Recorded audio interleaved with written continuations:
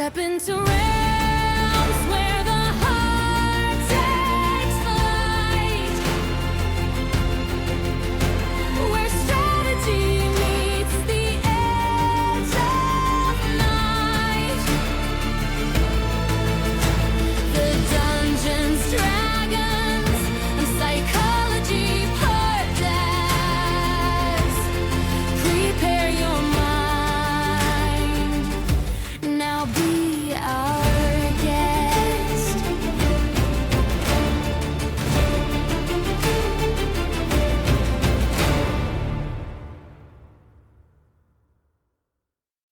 When this show started earlier this year and I recorded my first few episodes, I had no idea that it was going to grow this much or get this far. And everything that I've learned over this last year, talking to people throughout the community and my friends, has been very inspiring. And the community that has grown around this show has become something that I'm very, very proud of. And so on today's episode, which is our season 1 finale, I've invited 3 of my friends back who you've heard on the show before, and we're going to discuss some of what's coming up and what they've liked about the last year.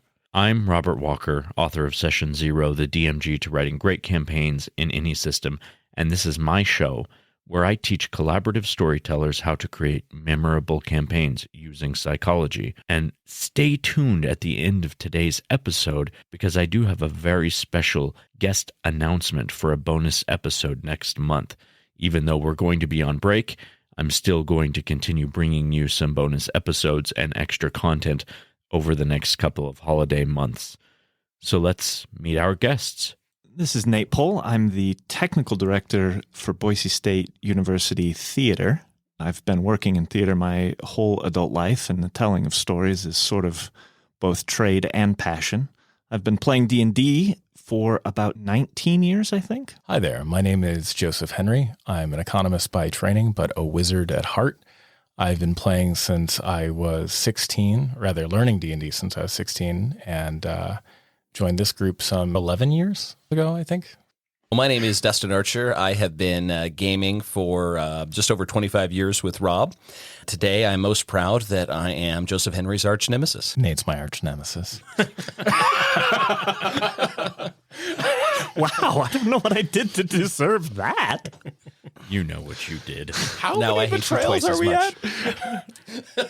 Betrayals? All I hear about the old stories are, oh, yes, first he was a traitor in the desert. Then there was this other time that he was also the traitor. Then there was the first game that I played in where you also betrayed us. Awesome, you guys. Welcome to the show. This is our season 1 finale episode. Holy crap. I am so excited to have 3 of my closest gaming buddies all here at the table with me today. And we are going to be discussing a little bit about what's going to be coming up in season 2, reminiscing a little bit about season 1, and talking about some of our favorite game moments and giving you some ideas for making your own games better. So we'll do this in a little bit of a roundtable style, just everybody chit-chatting. And hopefully my cyclothids out there get some good content out of this and have something to look forward to as we move into season 2. So I'll tell you right off the bat, one of the biggest changes we're making as season 2 returns, which is going to be the first Sunday of the new year. We are implementing a new segment, which is going to be a host-read segment called Knowledge Checks. And what Knowledge Checks are is they are going to be a review of the psychology literature and research that has been done on a topic related to our topic of conversation for the episode. So at the end of every episode, you're going to get to look at the psychology behind what it is we're talking about and really have a better understanding that you can take to your table with the use of psychology. But enough about that for now. Let's start chit-chatting, guys. First thing I want to ask you about, we had a successful season. It's been pretty amazing how many listeners we have. As of the recording of this episode, we are like 2 downloads shy of 4,500 downloads for season 1 so far, which is pretty freaking awesome. But I want to ask you each, you've all been on the show before. Can you tell me or share with the listeners one of your favorite or a couple of your favorite moments from season 1? Yeah, absolutely. When I'm thinking back over all the episodes that we've done, there was definitely one episode that definitely stood out. And if memory serves, it was episode 17. It was talking about monsters who are not stupid, except those who have, maybe a low intelligence. And that was really fun because we were able to get into talking about, better ways to run monsters at the table as a GM and how to be necessarily clever rather than actually having to overstat or, just have higher numbers for the PCs to deal with. And there was a lot of fun dialogue and discussion there. And that's a subject that I think we could dive into and even explore certain typical monsters that maybe aren't played to their levels. So that was a lot of fun chatting about, and I think there's a lot of room to even touch base back on that topic in the future. It's an excellent point. That was a fun episode because we did talk about a lot of the different ways that monsters we've typically played kind of stupidly could be played more creatively. Like dragons. Like dragons was probably the biggest example, yeah. I think my favorite episode was, and I just listened to this, so I'm probably biased, but the one with Nate and Chris talking about how to end stories, particularly around the idea of really like enjoying a good sacrifice, like a good martyrdom, but also how that really needs to not be the only way your stories conclude. Because it does turn into kind of a tired meme after a while. You do anything too much and it becomes a little passé. Right, exactly. So finding different ways to wrap things up and otherwise find closure, I think, is a great idea. I think, man, I struggle with this one too, frankly, because for the most part, I'm proud of all the episodes that have been put out through season 1. I do think one of the ones that I've had a lot of personal connection to and a lot of personal responses to is the psychology of character death, which was actually a bonus episode, but it seemed to touch people in a more intimate way because it gave them a space to sort of understand how impactful emotional moments in games have been to them. And I had a lot of people reach back out to me and say, hey, when you talked about this, it really reminded me of these moments in games. Like I didn't really understand why I was so emotional or why I was so tied to these characters. And I think that was really cool to kind of see the response, psychologically speaking, to that sort of topic and that conversation. Okay. Actually, this is going kind of way back. It was one of the very early episodes. But I think one of the ones that was maybe the most helpful for me in thinking about running games, planning games, was one of the early episodes. I think it was you and Dustin, Rob, who were talking about plot hooks and sort of how to build them, how to craft them, how to think about them. And it clarified things. I mean, it was information that maybe a lot of it I sort of had, although some of it I think was fresh. But it clarified things in ways that I hadn't really thought about before. It sort of was a nice reframing of things that I already knew to really help me think about them in terms of how you create the mechanism by which you get players involved in the story.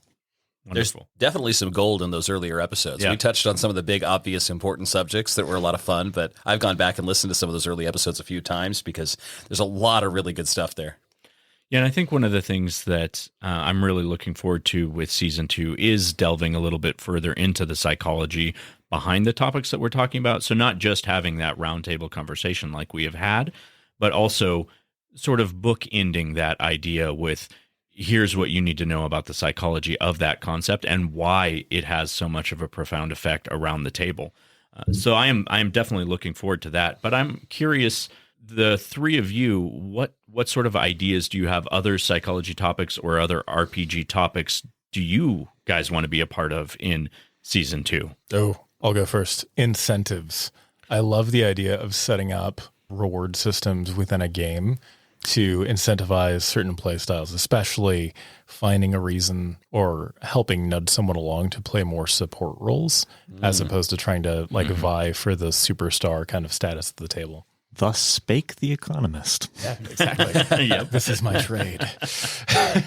That's a good topic. I'd be interested in hearing and listening to that. Yeah, absolutely. I was thinking a little bit about, we've kind of touched around this. We've talked a lot about villains and how to tell good stories and how to establish, plot hooks that lead your party into that.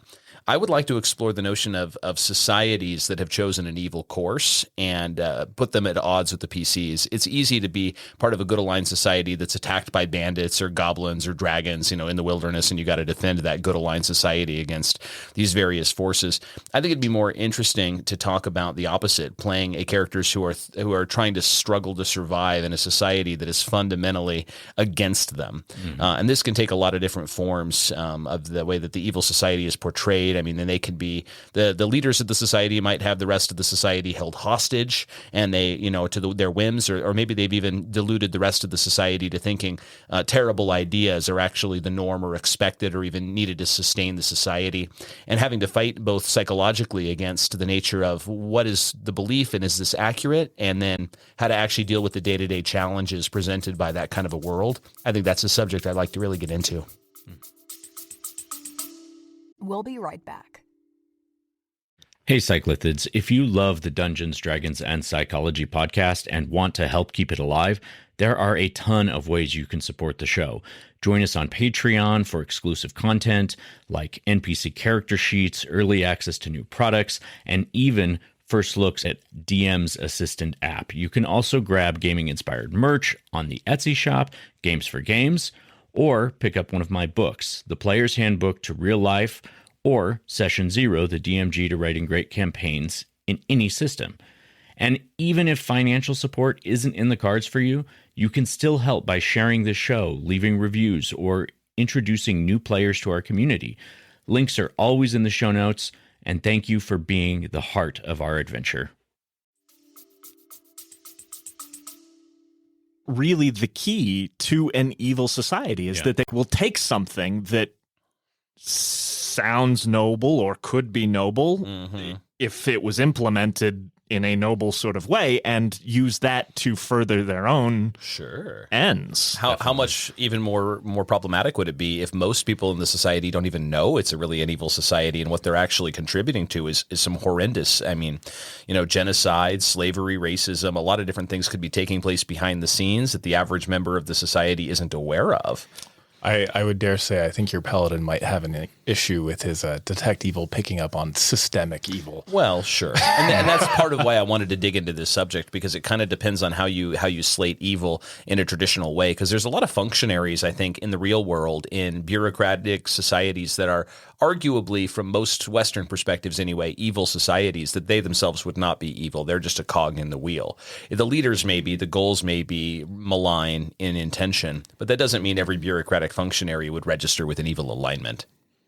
I mean, the other interesting thing is actually how detect evil is, I think, changed a little bit over the years. I'd actually have to go back and look at the rules to see what they said originally, but I believe the origin of detect evil was identifying evil aligned characters and items and monsters. But I believe that with Pathfinder, at least, they actually changed the rules on that so that it actually will identify as evil somebody who is currently in the middle of committing an evil act. that is Or exactly considering what I was thinking of, an evil actually. act. I don't believe it was considering. That sounds very Catholic. You're remembering that from high school. Well, maybe that's it too. No, I remember something about like the example being the paladin goes into the tavern and there's someone at the bar who's kind of keeping to themselves, but they keep eyeing someone that they're planning on stabbing, and that shows up as evil because they're considering, doing this terrible thing. I will say, I believe planning is different than considering. Okay, fair enough. Semantics, but we're on the same page. Intrusive thoughts versus premeditation is Fair somewhat different. Correct. Yeah, that does make sense to me. Yeah, premeditation is definitely evil. Well, they're not sure they're going to go through with it. Okay, and just to kind of seed the water for that future episode, I think it's also important to draw a line between social preconceptions of evil and literally elemental evil is I'm sure there's going to be some degrees there. Like the primal evils. Is that what you're talking about? Temple of elemental evil is very different than Great the campaign, evil by the of way. an unlawful traffic ticket. Well, remember, traffic tickets are punishable by death. Mere extortion. Well, but that's the point. It's actively evil intent. You are setting out to commit the action. You're not just thinking about the action. Intention is thinking about. No, it's the difference between somebody thinking about blowing up a building or somebody actively planning the steps that it would require to blow up that same building. I would argue someone who's seriously considering creating the steps, if they were detected evil on at that moment, they would show up as evil. Listen, you are maybe on a continuum a little bit, and I get that maybe you could register a little bit of something at that point, but I think every random person who has ever thought about doing something bad would not necessarily detect as evil. Well, that depends on if they're Catholic or not. Well, and we don't necessarily want to like kind of verge into thought crimes. Like that's actually that would Minority be Report. exactly what an evil society, surveillance society. Heck, they could use telepathic abilities to determine your intent. I mean, and that's obviously for the well-being of the society because we want to purge the malign influences, right? Well, Minority Report. There are a lot of spells out there that are about trying to prophecy the future. Yep, that's true. Mm-hmm. Oh God. You're not even detecting thoughts at that point. You're just going to read the future. Oh, I love it. I love it. Seems somehow unsporting. That should be its own episode, a society that detects the future. Hey, it is a common trope in fantasy and science fiction even sometimes, and I think could make some interesting stories. Precognition. Well, Rob, I have to go back to this. Don't we have like 50 to 70 show ideas for season 2 already? Oh, I do have a lot. Yeah. Okay, yeah, that's what I thought. No, I mean, there's listeners, there's no shortage of episode ideas. And I keep getting ideas from my cyclothids as well. Like people have jumped on Instagram or on Twitter and they've said, hey, I would really love if you would talk about this topic. And there's been some really great ideas in there. So I do suggest if you're listening and you have a great idea, send it in. Jump on Instagram or send me an email. I love to hear these kind of ideas, and several of the episodes of this season 1 were thrown in there because they were ideas that I got from listeners. And I think that is the best kind of way to create a podcast because then I'm giving you the exact kind of content that you're looking for, and I really like that part. We've all been playing in the same game over the last few months.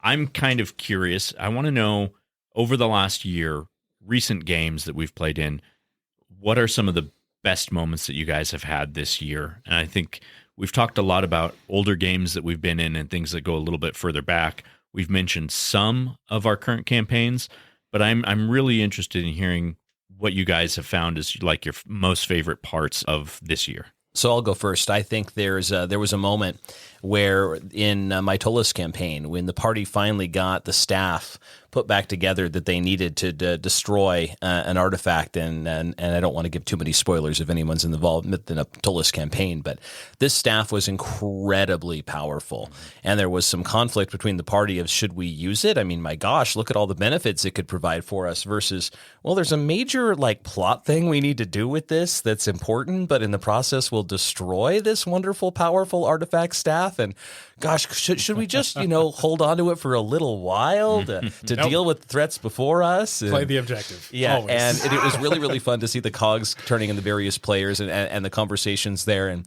I think that they made the right decision in the sense of, nope, let's get right to the plot. Let's deal with the threat before us. And I would have had some fun as a GM preventing that from taking place if the party had delayed too much. So it was probably the right call, but it was really, really fun to see that debate and see, my gosh, this would be great to keep around as an artifact to use for the party, but really, is it worth the risk? And having the party have to make those kind of moral decisions with all the, I mean, realistically, there was so many threats allayed before them that keeping a powerful artifact that would help them deal with those other threats would have been useful, but they had to decide what's the greater objective. And just watching that debate take place among the party and trying to figure out what they needed to do and finally choosing the moral high ground, even though there was great personal cost involved with that in addition to losing the artifact, is a lot of fun for me as a GM, probably the most memorable in the last year for sure. That's the exact argument that a seal door fell on the wrong side of. Yeah. It's what gave us the Lord of the Rings. That's right. Do I take the power for the good of my people, or do I destroy the artifact? Yeah, absolutely. I really enjoyed being able to play out my pseudo paladin Vicreus out to a reasonable level. I think that one of the things that really comes up when you're spending a little bit too much time working out character ideas is you start craving the novelty of something that's like strange. And this ended up being a paladin that's not a paladin.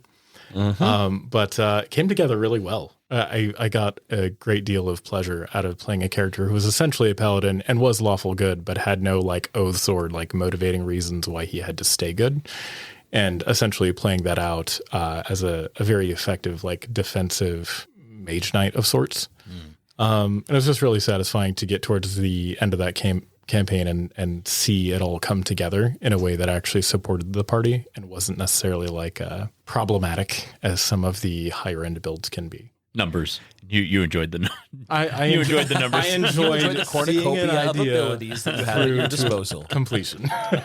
I was shaking my head because there are no problematic characters. There's only problematic players. Spoken like a problematic player. Spoken as one who can identify problematic players at a distance. Now you're putting me on the spot because I think you're right. Every character has a game that character is fit for. Some of them Literally might be- every character. Some of them might be by themselves.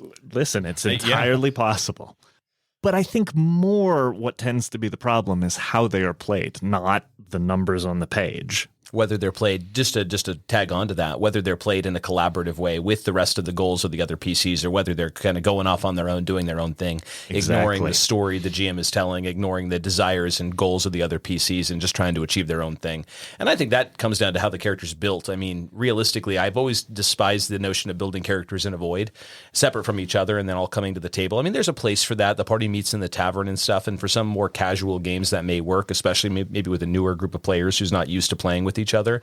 But I think that we've talked about this in some of our Session Zero discussions, getting together as a larger group, figuring out what the nature of the game is, the various different roles people are going to take. So, Joe, you brought this up before. People haven't stepped on each other's toes. Minimize that as much as possible. Increases everyone's enjoyment of the game. So I think that, if you go into that collaboratively, I think you're going to work well. But realistically speaking, there are players, I think, that Sure. go about that the opposite perspective, the antagonistic style. But isn't that a problem of the players, Of not course. the character? Hold on. Sure. Are you talking about us not stepping on toes in a game where we have 2 rogues and 2 druids? That's a 7-player game, my friend. There's going to be toe steps. It happens.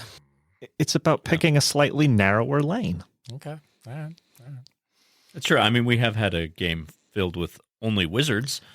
I remember a game where we played, now admittedly, it was 3 player characters, but we played 3 Red Wizards of Thay. I Oh, mean, I've heard about this. not only just wizards, but literally the same prestige class. You did have different specializations. That is true. That is a very different level of wizard, to be fair.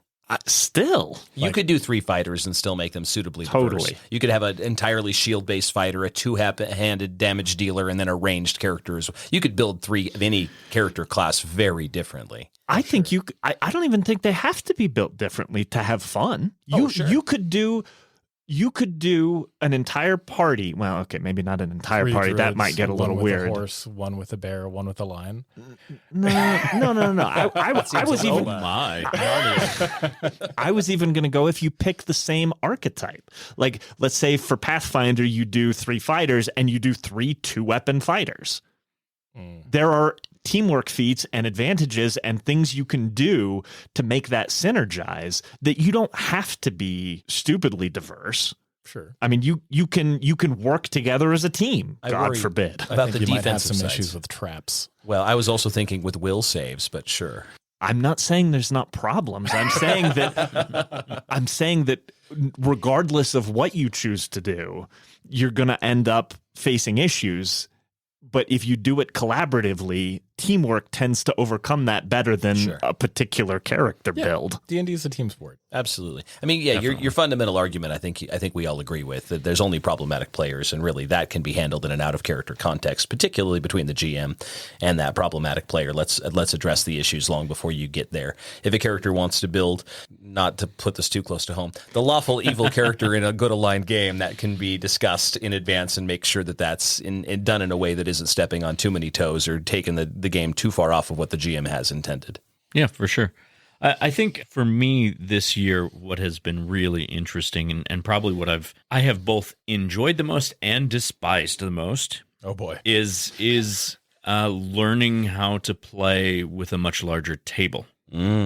Because this is something I never I never thought we would have a group of 7 players. I have to in a give you game. kudos. I mean, coming out of my Tolis game with 7 players, and we talked all about the different ways to do it, but at the end of the day, we agreed it's important to spend time with our friends and everyone be at the table. I haven't had a chance to tell you, Rob, I've been very impressed with how you've really handled that, and I feel like it allows us, even when some people aren't able to come to the session, to continue to play and still move the story forward. And I don't feel like much has gotten left behind. Yeah, and I think that's probably one of the biggest benefits that I've liked about it. One of my favorite parts about it is that we haven't really had weeks where we can't keep playing, which is great. Like if a few people can't show up, our group's big enough that the story can still keep going and we can still move forward. And I really like that part of it. There's been a few things we've done that have made that work in particularly really, really well. You have your lovely wife as a GM assistant writing notes. That has been very helpful. That allows you to focus your attention on moving the story forward without forgetting all the details and the NPCs and the different things that go on. But also the players have been involved in keeping notes there too. Yeah, that has helped. And I think something I would suggest to the DMs of the world out there, if you do have a big group, something that I've tried to do whenever the party splits is to deal with those splits in skill challenges instead of long roleplay sessions. I think it moves those times that the party's not together along a little bit faster, and it makes it a little bit more entertaining for everybody else who's not involved to sort of participate by watching kind of a show, you know? So I would suggest that. It's from 4th edition. If you haven't played with skill challenges, check them out. We incorporated them into basically all of our games because they are very useful tools. I wasn't the largest fan of 4th edition, but there were some very interesting, there were a couple of pieces that I think were absolutely genius, and skill challenges are probably at the top of that list. I agree. They're probably my favorite thing from 4th edition. And like I said, even when we've worked backwards and played in 3.5 or in Pathfinder 1st edition, we tend to keep skill challenges around just because they are such a useful tool for making silly little things like sneaking, Or through the alleys scenes. or chase scenes much more enjoyable. We've used it for a lot of different things. And in the very recent session, we used it when we're trying to traverse a difficult mountain terrain, trying to get a wagon through this, all the issues on this mountain trail with all the mudslides and stuff. And getting through that could be a very tedious role play, but you came up with a way to do that allowed us to move through that in just a few minutes and move on to the next piece of the story, which was still very engaging. And it actually, I think we failed that skill challenge. You did, which made it actually kind of fun to slide down the hill with the wagon and have to try to figure Slide out. down the hill? Well, Slip off a cliff. Off the cliff. Details. Different. That's a matter of degree. But no one died. Just just the hold on. horses. There's been enough chatter here. We need to add a little bit of context just for anybody who's listening who isn't familiar with the idea. This is essentially a proxy for combat in like a non-aggressive way. So each person goes around the table naming a skill and trying to make a DC set by what they're suggesting. Like, I will use ride to try to navigate these horses around a tight mountain path. Would be like a reasonable use of the skill. If it's not applicable, this has a relatively higher DC. And this basically allows you to bring some of the like improv elements of what do you do in a situation back into a non-combat scenario. And that's what I really like about it too, where everything's not hindering on a single check. So it's like make or break it. We can have scenarios like this mudslide that we were trying to traverse where the party genuinely failed the check and there were consequences, yet the story still gets to move forward. And I think that's one of the really beautiful things about the skill challenges. All right, Nate, brings us back to you again. Nate doesn't enjoy moments. He enjoys the whole game. Devours them. Well, that is how I tend to consume most of my media. No, I think my favorite moment actually was very recently. In fact, I think maybe it was just last week. After that mudslide down the hill, we discovered a cave, and inside the cave was a dragon who we fought and ended up being a little bit more intelligent, surrendered to us, actually. And that was a little bit of a challenge in terms of what to do with the dragon who surrenders. But in actually 3rd edition, in the Book of Exalted Deeds, there's actually rules for how to convert evil. And I happen to actually really love those rules. And in the game, I'm playing a paladin. So we used those rules and sort of role played out what does it look like to convert a dragon. And I had a great deal of fun with that, helping the dragon atone for some of its past misdeeds and learning how to fit into a society in a much more healthy sort of way. And I had a great deal of fun with that role play. That was a really fun session. I really enjoyed the scene where the dragon and Nate's paladin went to the farmer whose sheep the dragon had been feasting on for many years and had to negotiate recompense to the farmer and a contract going forward for how the farmer would be paid for his eaten sheep. It was a great deal of fun. Yeah. It really was. Very good times. Merchant paladin, I might add. He is. He's like a merchant paladin. You definitely handled that according to the way he would have handled it. Yeah, Hey, absolutely. I I they're not all the characters I play, but I do like playing pro-social characters. I think it can be it lends itself to the group experience. Ironically, when I think of all the characters you've ever played, a very antisocial character is the one that actually comes directly to mind, but that's neither here nor there. I have played several of them over the years. There's no doubt. Okay, guys, let's move on to tricks of the trade.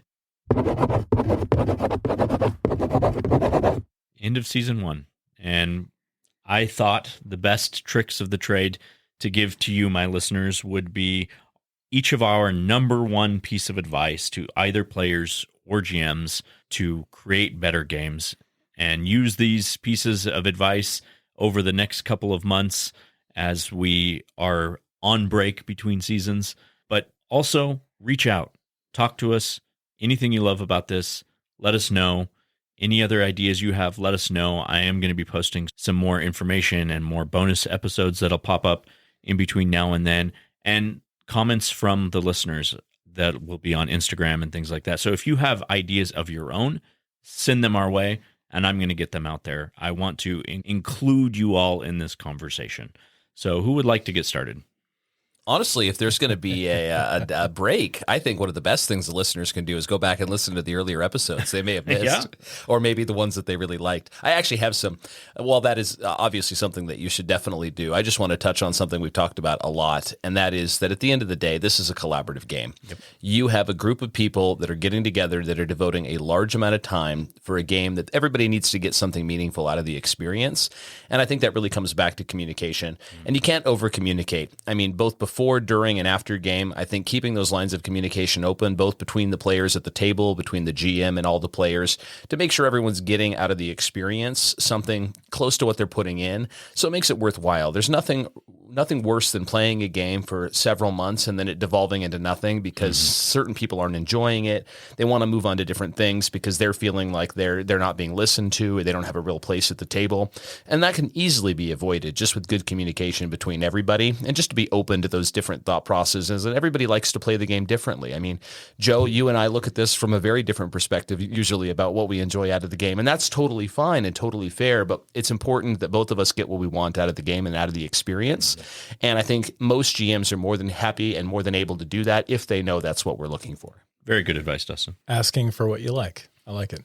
I think that the big tip that I'd like to give actually addresses character creation, because I know a lot of people who like to play a very high level of game, present company included. He's talking about me. And me. And me. Right.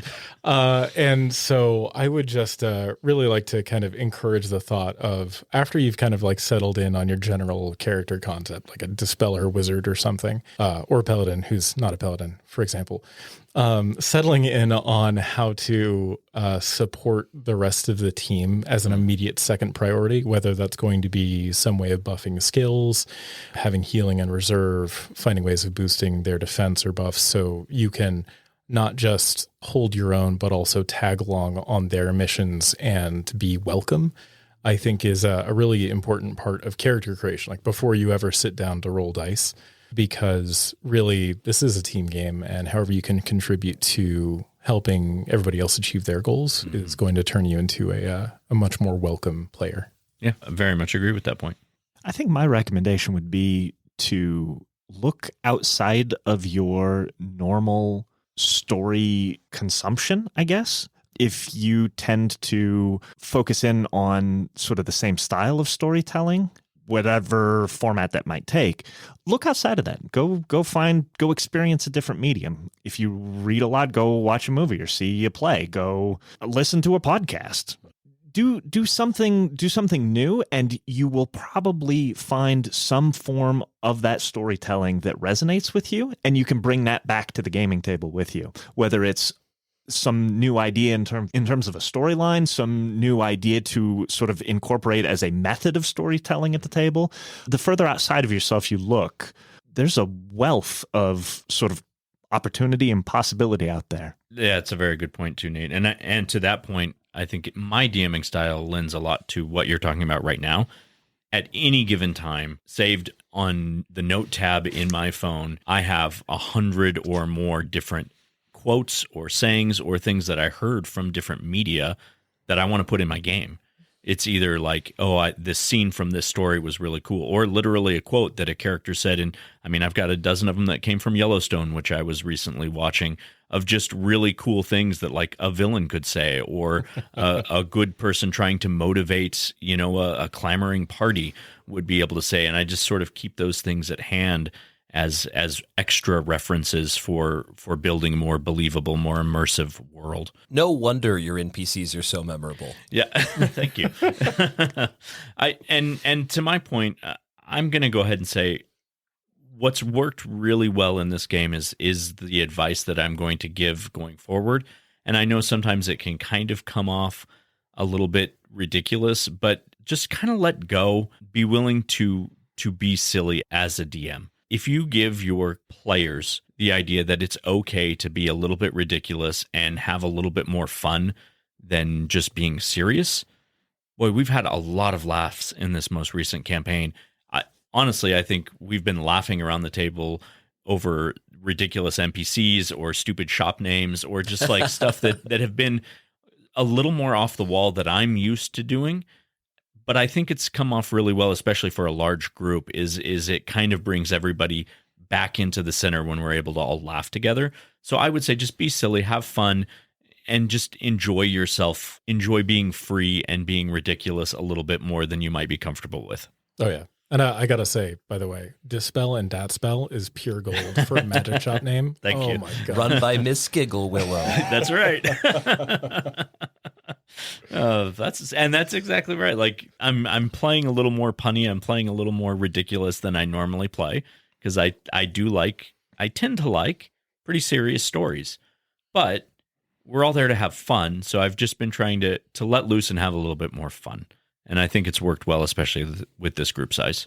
Even dramas have need for comic relief occasionally, and it's Absolutely. nice to bring a little levity into the games, especially with more serious. The story you're telling has a lot of seriousness to it, so I've definitely enjoyed those moments of, she's named what? Awesome. Any final thoughts before we go, gentlemen? The final sign-off for Season 1? That's been great. I mean, I've enjoyed both participating and listening every week to the various episodes. I've enjoyed not only hearing perspectives from a lot of the people we game with on a regular basis, but also many of the guests you brought on have shared unique perspectives and diverse interests, and I've really enjoyed that aspect of the show as well. So I'm very excited to see where things go into Season 2. The more time we spend doing episodes like this and watching my wife get progressively more into stuff like Critical Role and other notable gaming troops leaves me with this kind of like quiet hope that we could like find ourselves all around a table with mics ready to be like recorded and maybe not televised, but podcasted. I don't know. It seems charming. There has been contemplations of such steps. I don't know if I'm ready to take the plunge yet. But the more I also listen to these kind of podcasts and the more that I get comfortable with this format, it's definitely been a topic rattling around in my brain. Well, that means, Cyclithids, if that's something you want, please send him an email. That's true. I mean, if you're looking for an actual play from our group, if you guys bug me enough, it probably will happen. Hypothetically, a one-shot would be a lot easier to manage than like a whole campaign. That is true. Just we could throw some one-shots out there and a few hours of gaming, and you could get a better grasp on the idea of the way that we play. Not sure what final thought to leave you with other than have fun gaming. And honestly, that's it. Have fun gaming. And last but not least, before signing off for this final time in Season 1, I do want to remind you, my Cyclithids, that you can get a hold of me by emailing me at dungeonsdragonpsychology, that's all one word, at gmail.com. You can also find me on Instagram, on Twitter, on Facebook, And you can go to the website, dungeonsdragonspsychology.com, and you can communicate with me there. Very last thing, I do have a very special guest announcement that I'm super excited about. In 2 weeks, I'm going to be recording with Greg Tito and Shelly Mazzanoble, the hosts of the official D&D podcast, Dragon Talk. They're going to be on the show talking about their new book, Welcome to Dragon Talk, inspiring conversations about Dungeons and Dragons and the people who love to play it, which is releasing in early December.